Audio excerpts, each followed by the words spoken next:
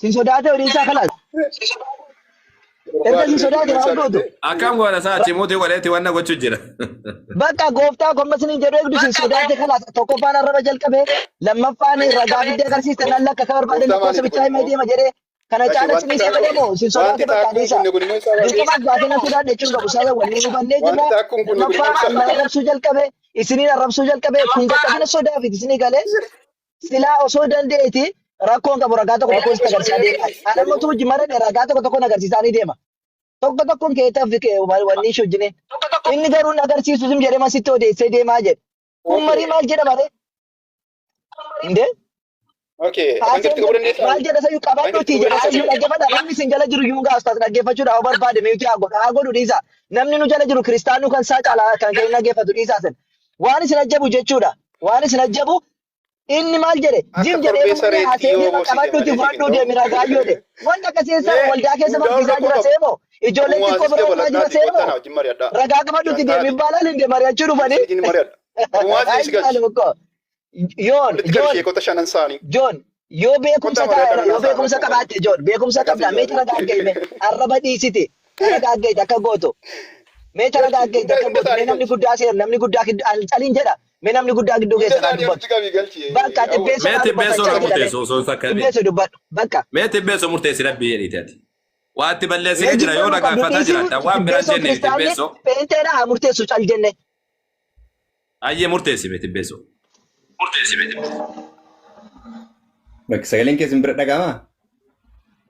Inni dhagahama. Dubbadhu mee. Okay. Actually an reefuma seene na argame jennaan seene detailii sagaleen nuti na deebisaara. Yoo amma seente yaada jiru asitti himu kan jara lamaaniyyuu.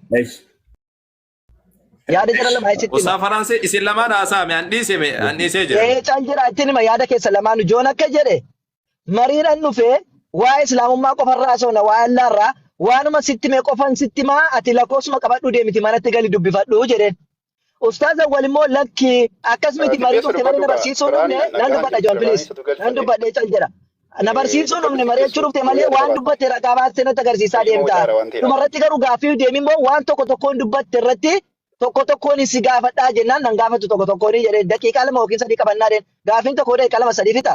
Akkasumatti waan dubbatte irratti otoo amantii lamaan irraa ta'e jedheen awwal amantii lamaan irraa taanaan rakkoon qabu daqiiqaa qabanna shanis haa ta'u kudhanis garuu islaamummaa qofarraa waan ta'eef atamma barbaadde kijibuu dandeessa waan ta'eef rakkoon qabu waan dubbatte hundayyuu sin gaafadhaa islaamummaa qofarraa dubbannaa jedheen garuu yoo kiristaanarraa islaamummaa irraa ta'e qixxee rakkoon qabu daqiiqaa shanis haa ta'u kudhanis gaaffiif deebii goonaannaan okay kun hin ta'a jedhaanis inni moo lakkeen fedhu barreeffadhaati qabadhaa deemaa ragaayyoo jedhe mee maal jettu. Okay. Joon mee waan faraan jedhe dhagayeera tarii yoo si bira muusi ta'e hin beeku ati maal jedhe? Miyuutiin hojjechaa jiran. Kamtiin kabajaa. Ani yaada faraan dhaga'uudhaaf hin dhumne waan irraa dhaga'us hin qabu. Akkas seexaanonni hin dhaga'ane yaada koon baqatu rakkoon baqatu. Gaafatamu. Mee faraan haa dubbatu bayi akkuma si dhageeffadhe inni laa jedhu achiin booda dhufee fi garan keessan Kau yaada kosimu? San nagara John. Isa dhaggeeffataa jirtaa? Isa dhaggeeffadhuuti natti deebi'e. No, si dhaggeeffataa isaan jedhisi jedheeraan. Ayyee, na dhaggeeffataa jirta yoo ta'e tibbeessoo. Atis marii gochaa turteetta? Ayyee, marii gochaa yeroo turteetti, baaybiliirraa yeroo gochaa turteetti, kitaabni qulqulluun wangeela akkasii boqonnaa akkasirratti akkas jedhaa jetteeti. Yaadota mariisii ta'an macaafa qulqulluurraa walitti qabattee qixeeffatteeti kan ati dubbattu.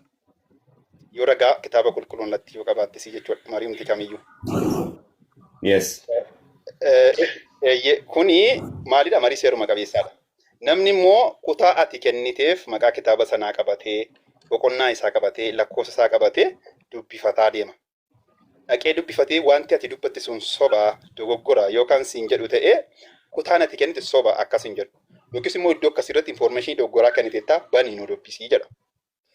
Kanaan alatti garuu amma fakkeenyaaf marii tokko gaafa fayyadamtu kitaabota riferaansii yoo xiqqaate kitaabota 10 wal fayyadamuu qabda. Ati ni dandeessaa jechuudha. Kitaabota 10 sana iddoo tokkotti walitti qabdee mariidhaaf yeroo qaatu. Iddoo tokkotti walitti qabdee marii daqiiqaa 5 keessatti kitaaba sana banaa deemtamoo yaada kitaaba sanaa riferaansii kennitee fi yaada kitaaba sanaa dubbataa deemta. Atumtuu murteessine kanaaf barate tokkotti. Maybe fakkeenyaaf macaafa qulqulluu irratti yeroo na gaafatanii yeroo quotation isaa caqasuu qabu. Yeroo quotation isaan caqasan yookaan immoo specifically iddoo isaa yaada jedhu. Fakkeenyaaf yaada sila waan hedduu mari'ataa turre fakkeenyaaf yeroo atiin information garaagaraa kennaa turte ragaan bakka kana akkana jedha. Ragaa isaa lakkoofsa gana. Wanti kun kana jedha lakkoofsa gana. Bifa akkasii yoo dhiyaate I think proof godhuufillee disproof godhuufillee fayyada jedhee yaada. Fakkeenyaaf amma macaafa qulqulluu gaafa awwal deemaa ture kana jedhee inni conclusion kenna conclusion ati kenna yeroo hunda jedhaan specifically iddoo san naqee iddoo sun kan jechuu barbaade kana malee kati jedhaa turte yeroo hunda jedhaan akka kiyya jedhaaran kanaaf ammallee ka isaanitti illee probably jedhee kana yaadu ragaa fuulli kun bakka kanatti kana jedhaa ragaa isaa kunooti bakki kun kana jedhaa ragaan isaa kunooti waan san irratti kan wanti kana jedhee evidence kana conclusion kan kaatiin keettaa inni amma akka itti fudhachuu barbaadetti lakki kun kana jechuu barbaade ka fedhu barbaade yoo jedhe ati akka jechuu barbaadde ka jedhu ammoo kana akkas jedhanii gargar galan. So I think